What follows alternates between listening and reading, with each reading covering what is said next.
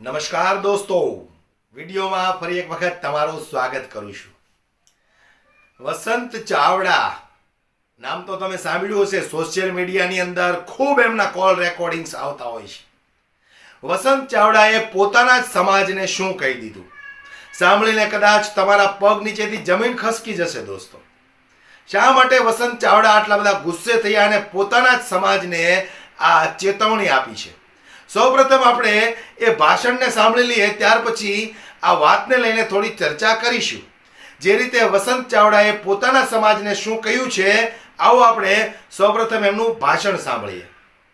જે વ્યક્તિ સુવાનું નાટક કરતો હોય ને એને એમ તમે ગમે એમ કરો ને ઉભો નથી થવાનો. એટલે આપણામાં જે ઘણા એવા છે કે જે હુવાના નાટકો કરે છે, અને નાટક બાજુ ને હવે આપણે હુયું મારવી પડશે.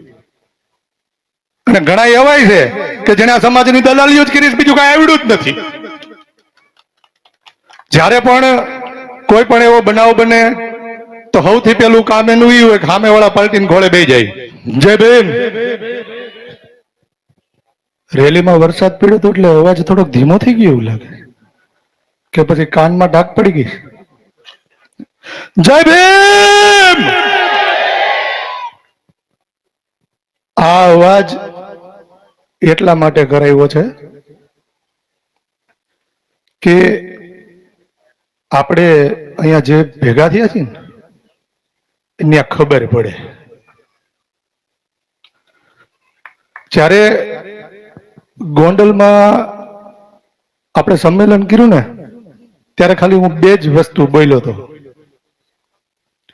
એક મેં એવું કીધું હતું કે તમે જે સિક્યુરિટી રાખી છે ને એ અમારી હાટું નથી રાખી, તમારો ગઢ ન લૂંટાય ને એટલે રાખી હતી. અને બીજું મેં એ કીધું હતું કે અમારા બાપ દાદાઓ વર્ષોથી સંઘર્ષ કરતા આવ્યા છે, પાણી પીવા માટે સંઘર્ષ કર્યો છે. તમે જે કંઈક 44 કે ગામડા હતા એ બંધ રખાવીને તમે પાણી અમને ન મળે એવું કર્યું હતું, પણ એક દિવસ મારો સમાજ પાણી નહીં પી તો એ તરસો નહીં મરી જાય. પણ આજે અહીંયા જે હું બધાને જોઈ રહ્યો છું, હૃદયથી બહુ ખુશી થાય છે. આમ તો લગભગ બધા મને ઓળખતા જશો, કેમ કે હું યુટ્યુબ દ્વારા બધાને છાપકા મારતો હોઉં છું, અને ખાસ કરીને હું સમાજને વધારે મારું છું. કેમ કે કાશીરામ સાહેબે એક વાત કરી હતી કે જે વ્યક્તિ સૂતો હોય ને એને તમે જગાડી શકો. એને તમે ગમે એમ કરીને હલબલાવીને ઠેકડો મારી હેઠે ઘા કરી દે ને પલંગમાં એટલે ઊભો થઈ જાય. પણ જે વ્યક્તિ સુવાનું નાટક કરતો હોય ને એને એમ તમે ગમે એમ કરો ને ઊભો નથી થવાનો.